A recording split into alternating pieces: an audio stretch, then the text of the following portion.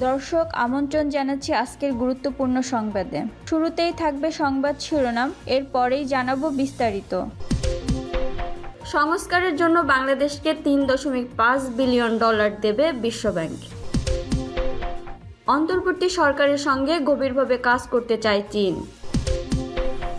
প্রথম চালানে 12 টন ইলিশ গেল ভারতে। বিদ্যুৎ খাতে অনিয়ম দুর্নীতি, প্রয়োজন না হলেও ভারতের সাথে যৌথ রামপাল বিদ্যুৎ কেন্দ্র নির্মাণের যন্ত্রপাতির কারণে বন্ধ হচ্ছে ঘন ঘন। এতক্ষণ শুনছিলেন সংবাদ শিরোনাম, এখন জানাচ্ছি বিস্তারিত।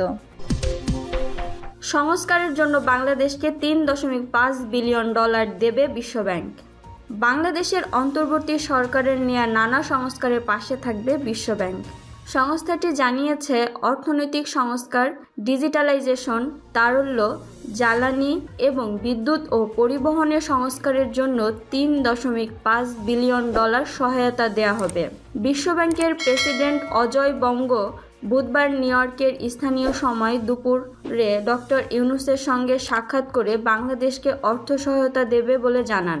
বৈঠকে ডক্টর ইউনূস তার নেয়ার সংস্কারমূলক কাজের জন্য বিশ্বব্যাংকের আরও সহায়তা চান। প্রধান উপদেষ্টার প্রেস উইং জানান, নিউ ইয়র্কের জাতিসংঘ সদর দপ্তরে জাতিসংঘ সাধারণ পরিষদের সাইড লাইনে প্রধান উপদেষ্টা অধ্যাপক মোহাম্মদ ইউনূসের সঙ্গে এক বৈঠকে বিশ্বব্যাংকের প্রেসিডেন্ট সহায়তা দেওয়ার ঘোষণা দিয়েছেন।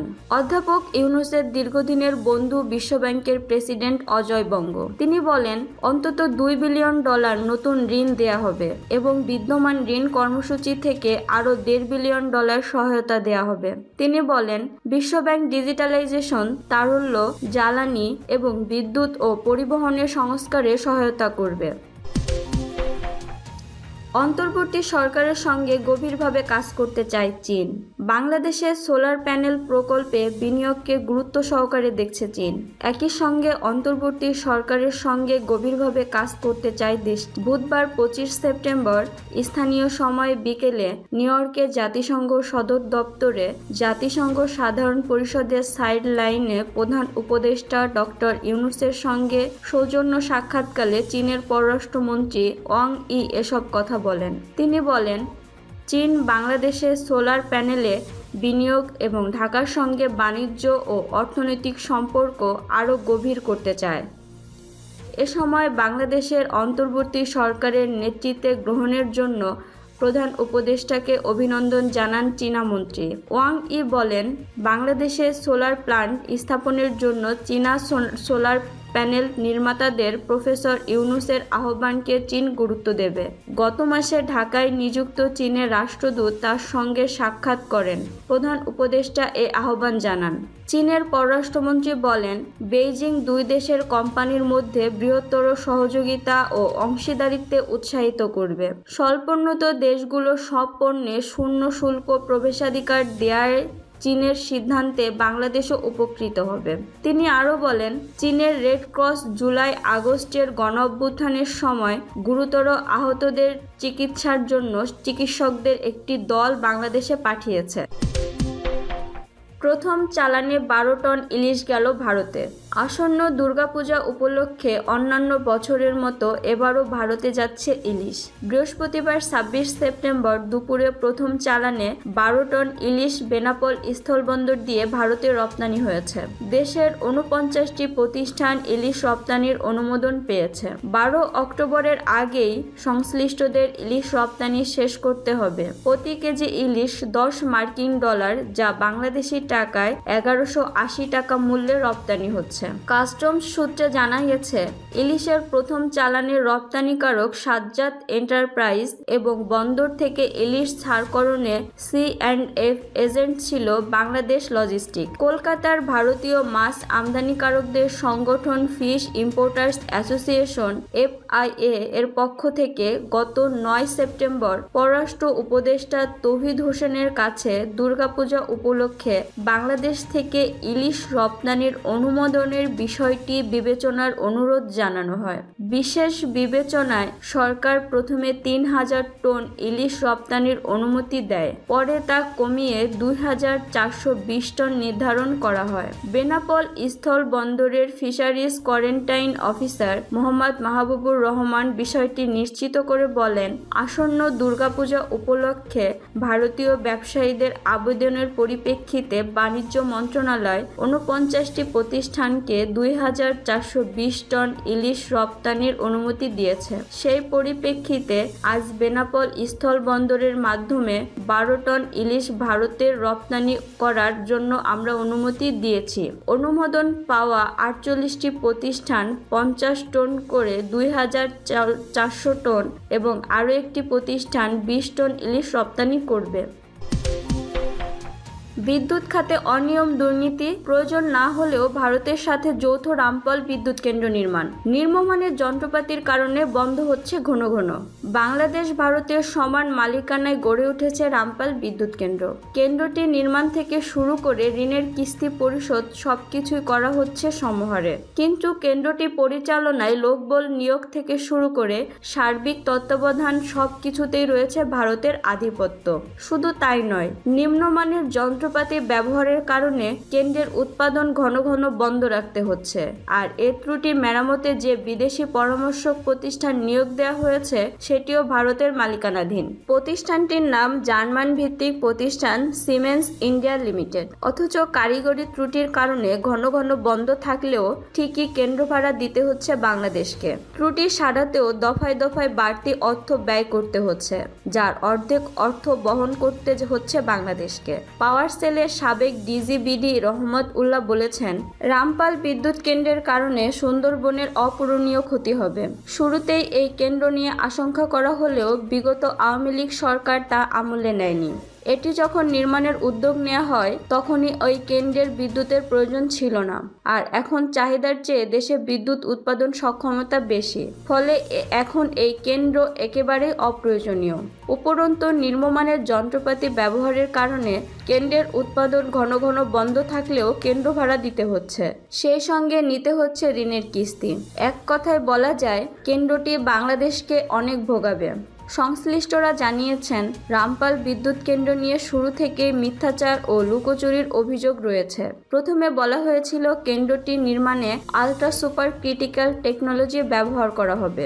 বেশ পরে জানা গেল আসলে সেখানে সুপার ক্রিটিক্যাল টেকনোলজি ব্যবহার করা হচ্ছে। দ্বিতীয় প্রযুক্তির চেয়ে প্রথম প্রযুক্তি ব্যবহারে কয়লার দূষণ কম হয়। দেশের অন্যান্য বিদ্যুৎ প্রকল্পের নির্মাণ সম্পর্কিত তথ্য সহজে পাওয়া গেলেও রামপাল কেন্দ্রের সঠিক তথ্য কখনোই পাওয়া যায়নি। এমনকি প্রতিষ্ঠানের ওয়েবসাইটেও অন্যান্য প্রতিষ্ঠানের তুলনায় বেশ জটিল। সেখান থেকেও সহজে তথ্য পাওয়া বেশ মুশকিল। নানা কসরতে নানান কিছু তথ্য পাওয়া গেলেও গুরুত্বপূর্ণ তথ্য সেখানে পাওয়া যায় না বলে অভিযোগ রয়েছে। জানা গেছে বাগেরহাটের রামপালে বাংলাদেশ ভারত যৌথ উদ্যোগে কয়লাভিত্তিক বিদ্যুৎ কেন্দ্র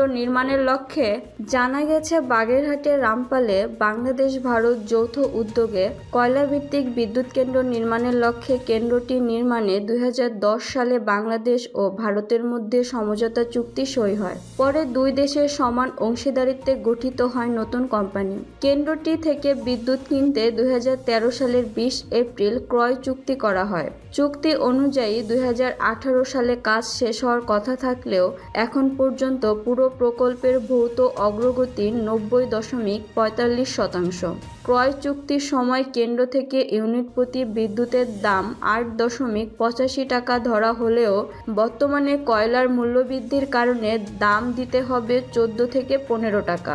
সংশ্লিষ্টরা জানিয়েছেন, বিদ্যুৎ কেন্দ্র নির্মাণ শেষে কিছু শর্ত পূরণ হওয়ার পর বাণিজ্যিক উৎপাদনের তারিখ বা সিওডি কমার্শিয়াল অপারেশন ডেট ঘোষণা করা হয়। এরপর ওই দিন থেকে উৎপাদিত বিদ্যুৎ কেনে বিদ্যুৎ উন্নয়ন বোর্ড পিডিবি নতুন বিদ্যুৎ কেন্দ্রগুলো থেকে বিদ্যুৎ কেনায় সাধারণত এমন নিয়ম অনুসরণ করা হলেও ব্যতিক্রম হয় কয়লাভিত্তিক রামপাল বিদ্যুৎ কেন্দ্রের ক্ষেত্রে।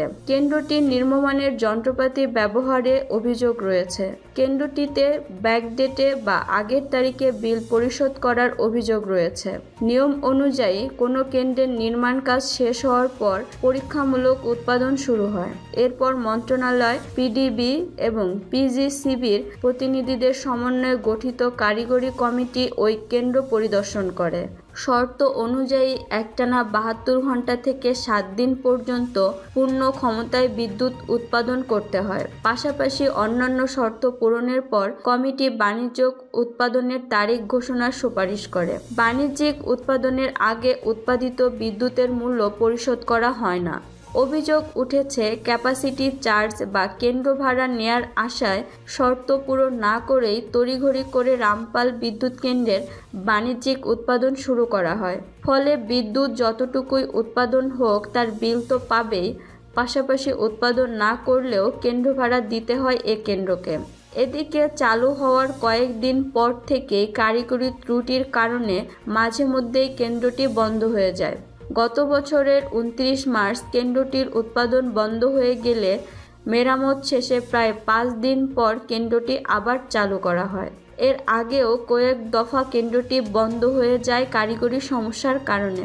এ পর্যন্ত ১০ বারেরও বেশি কেন্দ্রটি বন্ধ হয়ে যায়, আর বরাবরই বলা হয় কারিগরি ত্রুটির কারণে। বিদ্যুৎ বিভাগের সংশ্লিষ্টরা জানিয়েছেন, কয়লাভিত্তিক বিদ্যুৎ কেন্দ্রটি একবার বন্ধের পর চালু করতে ২-৩ দিন সময় লাগে। প্রতিবার চালু করতে বেশি পরিমাণে জ্বালানির প্রয়োজন হয়, এতে খরচ বাড়ে। তাই এসব বড় কেন্দ্র সার্বক্ষণিক চালু রাখা প্রয়োজন। রামপাল বিদ্যুৎ কেন্দ্রে ঘন ঘন কারিগরি ত্রুটি দেখা দেওয়ার কারণে এর যন্ত্রপাতির মান যাচাই করা জরুরি। কারিগরি সমস্যার মধ্যে আছে টারবাইনের ত্রুটি, বয়লার টিউব লিকেজ বা ফেটে যাওয়া, কুলিং হিটারের ছিদ্র দেখা দেয়া, high pressure steam leakage, oil leakage, গ্রানফিল লিকেজ ইত্যাদি। তারা বলেন, রামপাল বিদ্যুৎ কেন্দ্রটি সুপার ক্রিটিক্যাল টেকনোলজি ব্যবহার করা হয়েছে, কিন্তু এই সুপার ক্রিটিক্যাল প্রযুক্তি চালাতে সর্বাধুনিক যন্ত্রপাতির প্রয়োজন। রামপালে সেগুলোর ব্যবহার করা হয়েছে কিনা, ওই প্রযুক্তিকে সাপোর্ট দেওয়ার মতো যন্ত্রগুলো যথেষ্ট মানসম্মত ও আধুনিক কিনা সেটা খতিয়ে দেখা প্রয়োজন। তারা জানান, বয়লার টিউব ফেটে গিয়েছে। আবার এসব টিউব মেরামতে ভারতীয় কোম্পানিকে দিয়ে পরামর্শক নিয়োগ দেওয়া হয়েছে। এখানেও উচ্চ ব্যয়ে পরামর্শক আনা হচ্ছে। আবার সমহারে বিদ্যুৎ কেন্দ্রটির মালিক হলেও কেন্দ্রটির উচ্চ পর্যায় থেকে শুরু করে গুরুত্বপূর্ণ পদগুলোতে ভারতীয়দের আধিপত্য বেশি। এ কারণে বৈষম্যের শিকার হচ্ছে বাংলাদেশ।